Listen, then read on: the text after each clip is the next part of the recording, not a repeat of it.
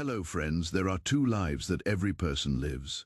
The first is the one you plan, the one you build brick by careful brick. It has a blueprint, a foundation of logic and ambition. You chart its course, you choose its destination. This is your career then. There is the second life. This one, you do not plan, it finds you. It often arrives not with a polite knock, but like a storm that tears the roof from your house. And the greatest, most terrifying and most meaningful struggle you will ever face is deciding which of these two lives you will ultimately inhabit. Most of us spend our days building the first life. We lay the foundations in schools, we choose the materials of our skills and talents, and we construct a fortress of security and identity. We call this fortress a career. It is respectable. It is understandable. It provides He was not a man adrift. He was an arrow shot from a bow of immense precision and power. His career was his identity, and his identity was flawless. Born into privilege, a Roman citizen, educated at the feet of the most renowned teacher of his time, Gamaliel. He was a Pharisee among Pharisees. This was the Ivy League of his day, and he was at the top of his class. Saul's purpose was to protect the integrity of his faith, the traditions of his fathers, and in his time, a new movement was spreading like a wildfire, a strange sect that followed a crucified carpenter from Nazareth. To Saul, this was not just a different opinion, it was a cancer. It was a threat to the very foundation of the world he had so meticulously built. So he made it his career to extinguish this fire. And he was brilliant. He was a man of action, a man with a plan, a man in complete control of his life and his purpose. His career was ascending. He had the respect of the elders, the authority of the high priest. Every step was a logical progression up a ladder he had chosen. He was building his legacy, his contribution to the world. He was doing what he thought was right, with every fiber of his being. This is the seductive nature of it. For Saul, it was defender of the faith. For you, it might be doctor, artist, engineer, parent. These are good things. They are solid. You can see them, touch them, write them on a resume. They are the walls of the first life, the one we build. Saul stood proudly within his walls, sharpening his swords, confident that he was on the right side of God, on the right side of history. He was at the absolute peak of his career, and he was about to collide with his calling. Now let us leave Saul on that dusty road for a moment and travel back in time to a different man in a different desert. This man had also had a career, a spectacular one. He was raised as a prince of Egypt, the most powerful empire on earth. He was educated in all its wisdom, trained in all its ways. His future was He became a fugitive, a murderer with a price on his head, so he fled. He ran until the memory of Egypt was a faint mirage behind him, and he built a second life, a different kind of career.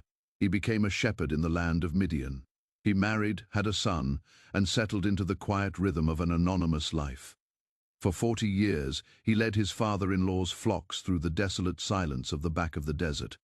The ambitions of the prince were buried under the dust of the shepherd. He had traded a palace for a tent, a scepter for a staff. He had accepted his lot. He was likely a good shepherd, punctual, responsible. He knew the land, he knew the seasons. He was managing an asset, doing a job. He had a life. But was it the life he was meant to live? One day he led his flock to the far side of the wilderness. A bush was on fire, but it was not burning up. It was not being consumed. It was engulfed in flame, yet it remained whole, its leaves green, its branches intact. A career is logical. It follows the laws of nature. Wood burns, work pays, effort yields results. A calling is a burning bush. It defies logic. It is a fire that does not consume. A paradox that draws you closer. Even it is not a generic job posting. It is personal. It is intimate. And it often finds you when you are on the backside of the desert, in a place of humility and quiet, when you think your story is already written. The voice from the fire gave Moses his calling. It was not a promotion. It was a demolition. He was to go back to the place of his failure, back to the nation that wanted him dead. He was to stand before Pharaoh. His calling was to shepherd a nation. His career was to avoid Pharaoh. His calling was to confront him. And what was Moses' reaction? Did he stand tall and say, "Finally, my true purpose"? He argued, he objected, he gave God a list of reasons why he was the wrong man for the job. First, he said, "Who am I?" This is the cry of inadequacy. A career is built on what you believe you are capable of. It is Moses, the former prince, now saw himself as a nobody. The 40 years in the desert had stripped him of his old identity. A calling comes and says, "Your identity is not what you think it is." Second, he said, "Suppose I go, and they ask me, 'What is his name?' Then what shall I tell them?" This is the cry for certainty. A career has a clear org chart. You know who you report to, what the goals are. A calling often. Third, he said, "What if they do not believe me or listen to me?" This is the fear of failure. A career is often judged by metrics of success. A calling is judged by faithfulness. The outcome is not your responsibility. The obedience is, you are asked to speak the words, to take the step. You are not in control of how it is received. This terrifies the part of us that wants to manage our own success. I have never been eloquent. I am slow of speech and tongue. This is the protest of weakness. He pointed to his most glaring flaw. A career path tells you to hide your weaknesses and leverage your strengths. A calling often moves directly into the heart of your weakness. Why? Because when the work is done through your weakness, there is no doubt about where the power came from. It ensures that you cannot take the credit. It forces you to rely not on your own "I am not enough." These are not the objections of a man who is lazy or unwilling. These are the honest, terrified protests of a human being, standing at the boundary between the life he has built and the life that is trying to be born through him. This intersection, this collision point, is where most of us live. The quiet dissatisfaction with a good career, the nagging feeling that there is something more, something else you are, because a calling in its purest form does not come to improve your career. It often comes to destroy it. Let us go back to that road to Damascus, Saul. The career man, the defender of the faith, is marching toward his next success. Suddenly, a light from heaven, brighter than the midday sun, flashes around him. He falls to the ground, blinded, helpless. A man who lived by his sight, his perception, his clear vision of right and wrong, and a voice speaks to him. The voice of the very one he was persecuting. In a single blinding moment, Saul's career was over. The letters in his hand were worthless. His authority was gone. His entire worldview, the engine of his ambition, was revealed to be a catastrophic mistake. His greatest conviction was his greatest sin. Imagine the horror. The edifice of his life crumbled to dust in an instant. It burns away the impurities, the ego, the self-made identity, until only the essential truth remains. For 3 days, Saul was blind in Damascus. He did not eat or drink. It was a death. The death of Saul the Pharisee, Saul the persecutor, Saul the careerist. He had to be led by the hand like a child. The man of control was now completely dependent. He was empty, and when the scales fell from his eyes, he saw the world for the first time. He was filled with the Holy Spirit, and he was baptized. He took a new name, Paul. His calling was not to defend the old law by killing its followers. It was to proclaim the new grace to the entire world, and to suffer for it. His new life would not be a career of upward mobility. It would be a calling of downward mobility. He would trade respect for ridicule. Paul later wrote, "Whatever were gains to me, I now consider loss for the sake of Christ." He was talking about his resume, his pedigree, his zeal, his flawless career. He saw it all as garbage compared to the surpassing worth of knowing his calling. So if a calling can be this disruptive, this terrifying, this costly, why would anyone ever choose it? Why not stick with the safe, predictable career? Because to refuse the calling is to embrace a different. To run from your calling is to run from the very reason you were created, and you can run, but you cannot hide. There is a story about a man who tried. His name was Jonah. Jonah was a prophet. It was his career. He was good at it one day. God gave him an assignment, a calling that was far outside his job description. Go to the great city of Nineveh and preach against it, because its wickedness has come up before me. Nineveh. His calling was to offer grace to people he hated. So what did Jonah do? He did what many of us do when a calling makes us uncomfortable. He ran. He went down to the port of Joppa, found a ship heading for Tarshish, the opposite direction of Nineveh, paid the fare, and went aboard. He was literally running away from God. He thought he could escape his purpose by changing his geography.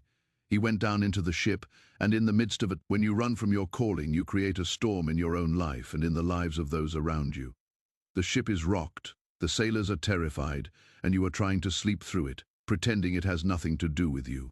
But the storm has your name on it. The sailors eventually figure out Jonah is the cause of the problem, and he tells them to throw him overboard. He would rather die than go to Nineveh.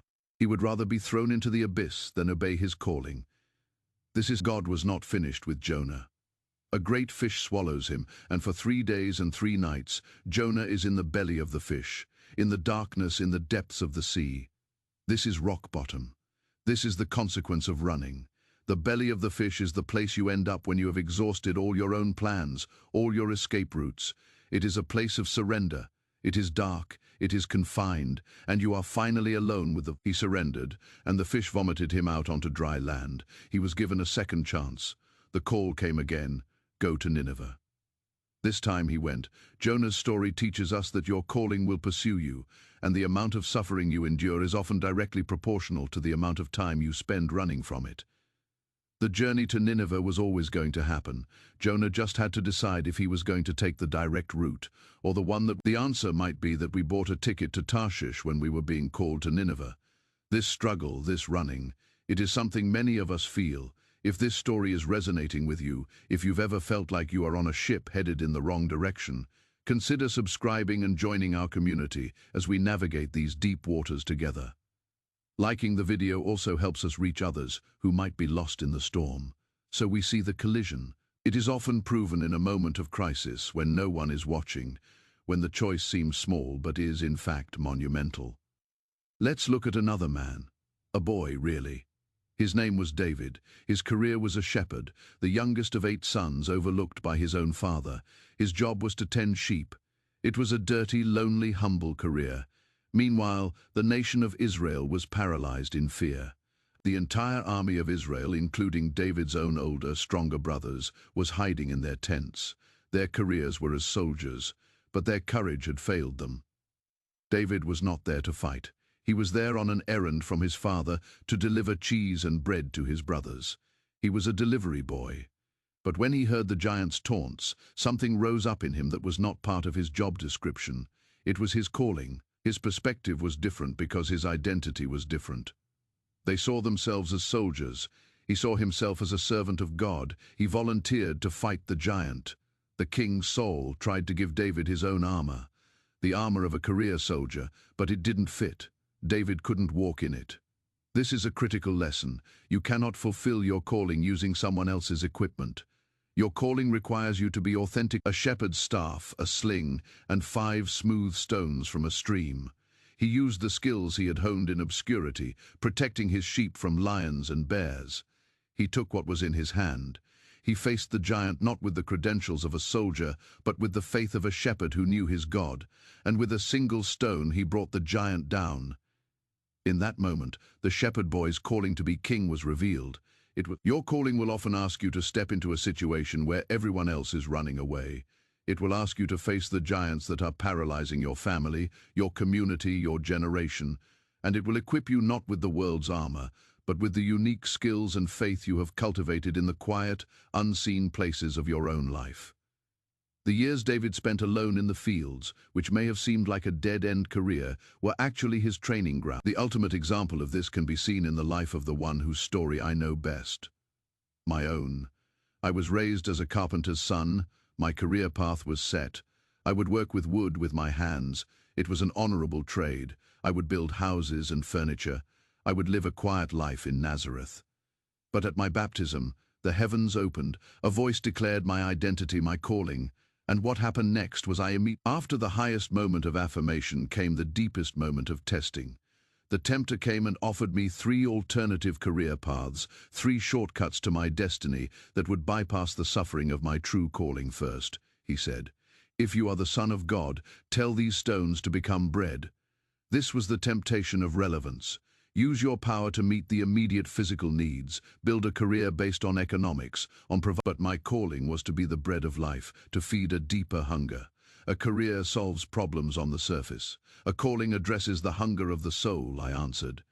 Man shall not live on bread alone, but on every word that comes from the mouth of God. I chose the deeper purpose over the immediate appeal second. The tempter took me to the highest point of the temple and said, If you are the Son of God, throw yourself down, for it is written, He will command. Use your power to create a miraculous sign, to force belief through overwhelming display. Build a career based on religious sensationalism. Become a superstar. It is tempting to want proof, to want a sign that makes faith easy. But my calling was not to compel belief through signs, but to invite relationship through sacrifice. A career seeks applause, a calling seeks transformation, I answered. Finally, the tempter showed me all the kingdoms of the world and their splendor. All this I will give you, he said, if you will bow down and worship me. This was the temptation of power, the ultimate career offer: take control, run the world, fix its political problems from the top down. Rule as a king, but on his terms, not my father's. It was the offer of a crown without a cross. It was the offer to achieve the ends. I answered, Away from me, Satan, for it is written, Worship the Lord your God, and serve him only. I chose the path of surrender over the path of control. 3 times I was offered a version of a successful, powerful, and effective career, a worldly career, and 3 times I chose the narrow, difficult, and painful path of my calling. This is the choice that stands before every one of us, in ways both large and small. Will you bow to the kingdoms of this world for a shortcut to power, or will you kneel before your Creator and accept the long road of service? The answer to these questions will determine whether you are living a career or a calling. So how, then, do we tell the difference in our own lives? It is not always a burning bush or a blinding light on the road. Often, it is a whisper, a quiet, persistent knowing. But there are signs: security, money, prestige, achievement. It asks the question, what's in it for me? A calling is motivated by what you can give. It is driven by a need in the world that resonates with a gift in you. It asks the question, how can I serve? Paul's career as a Pharisee was about building his own righteousness. His calling as an apostle was about giving away the righteousness he had been given. Second, look at how it deals. A calling is often found in the place of your greatest weakness. It forces you into a state of dependence on a power beyond yourself. Moses was a stutterer, called to be the voice of God. Peter was impulsive and unreliable, called to be the rock of the church. A calling doesn't use you in spite of your weakness. It often uses you because of it. It is the vessel with a crack in it that the light shines through most brightly. The goal is to ascend. A calling is often like a cross. It involves a descent, a death to your own ego, your own plans, your own ambitions. It is not about climbing up, but about bending down to serve, to wash feet, to lift up the lowly. I taught my disciples that the greatest among them must be the servant of all. The world's ladder and my cross lead in opposite directions. Fourth, examine its relationship. The goal is a safe harbor, a predictable future. A calling will almost always lead you out of your comfort zone. It will ask you to take risks, to face your fears. David was comfortable as a shepherd. His calling led him into the valley to face a giant. The disciples were comfortable as fishermen. Their calling led them to leave their nets and face a world that would persecute them. If your path feels entirely safe and comfortable, it is worth asking if it is a career of your own. A calling is an identity. Paul stopped being a Pharisee and became an apostle. Peter stopped being a fisherman and became a fisher of men. The change was not just in their activity, it was in their essence. A career can be left behind at the end of the day. A calling is woven into the fabric of your soul. It is the person you are becoming through the work you are doing. The ultimate goal of a calling is not to accomplish a task. It is my Father's primary tool for shaping you into the image of my likeness. Look at your life today, the frustrations, the anxieties, the places where you feel stuck. Are you trying to force a career to do the work of a calling? Are you asking your job to give you an identity and a purpose that it was never designed to provide? That deep ache in your soul, that sense of restlessness, is not necessarily a sign that you are in the wrong career. Perhaps the crisis you are facing, the failure you are enduring, the season of darkness you are in, is not a punishment. Perhaps it is a mercy. Perhaps it is a demolition. Perhaps it is the light on the road to Damascus, the burning bush in the desert, the storm on the sea. Perhaps it is an invitation to let go of the life you have built, so you can receive the life that is waiting to be born. This is not a call to abandon all. Paul learned to make tents to support his ministry. Your calling may be lived out directly through your career, transforming it from a job into a ministry. A teacher who is not just transmitting information, but shaping souls. A doctor who is not just treating diseases, but ministering healing. A business person who is not just creating profit, but cultivating a community of flourishing. The question is not always what you are doing. Is your work a means to an end, a paycheck, a title, or is it an end in itself, an expression of your deepest purpose and a conduit of love to the world? To find your calling is to find your true name, the name that God calls you in the silence of your heart. It requires listening, it requires stillness, it requires the courage to step out of the noise of your ambitions and into the quiet of the wilderness, to stand before the burning bushes. Where does that heartbreak intersect with my unique gifts? In that intersection you will often find your calling. Be patient with yourself. This is the journey of a lifetime. Moses was 80 years old when he found his. Paul was a grown man. It is never too late. Do not despise the seasons of shepherding in the desert, for they are your training ground. Do not fear the storms, for they may be redirecting you from Tarshish to Nit. The life you planned may be a good life, but the life that is calling you, the one that asks for your surrender, your trust, your very self, that is the life that leads to abundance, to peace, and to a purpose that death cannot touch.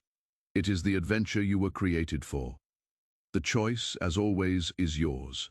Alright, that is it for today's video. If you enjoyed it, please consider subscribing.